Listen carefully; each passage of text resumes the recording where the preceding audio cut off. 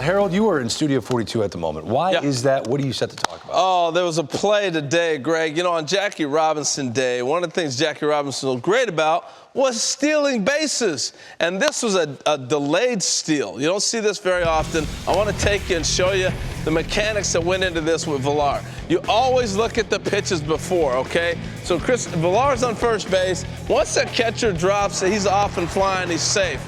Now, this wasn't a direct, straight steal. It's a delay. Let me explain it to somebody at home may not know.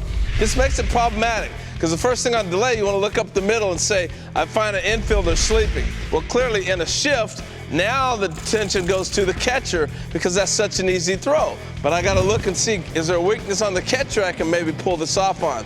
So here's the first pitch in the dirt. He drops to the knee, and he's going to throw a little loop back. So now you start going, aha! A lot of times you get a pitcher with a quick release, but you get a catcher that's dropping to the knee and looping it back. You're saying delayed steal. How does it work? Once the ball's thrown, he drops the knee, you're off and running, they can't defend it. All right? Perfect work. Now watch what he does. I got to get to that spot right there.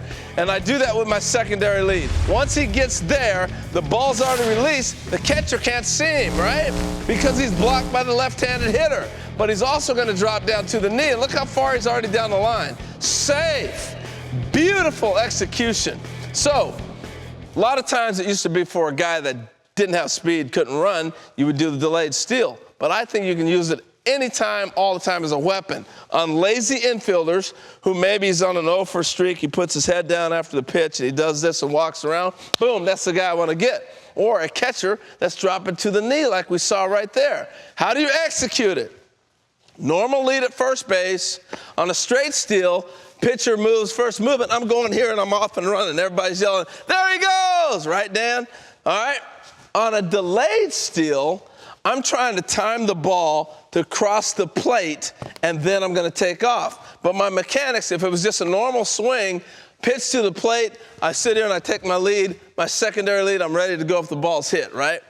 Now I take that same thing and apply it to when I think that ball's going to be across the plate. So it's usually like 3 hops.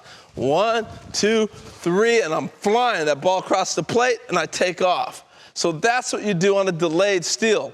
Sometimes you get a big lead, you get out here and you just wait, and then you go. But the key is when that ball crosses the plate, the catcher's going to get it, and you get a lazy catcher like today, you take advantage of it. So, Greg, on Jackie Robinson Day, man. I'm just going to do I like that. And, you know, I guess... Here, boom, I'm off and running, and I'm at second base. You like that, Greg? You can pull that. And, you know, you make a great point. It's usually for a guy that's not known to steal a base. So it's the extra element of surprise that Jonathan Villar, who can steal bases whenever he wants, would execute a delayed steal. You would probably think he can steal that base straight up normally. No doubt about it. No, well done, Harold.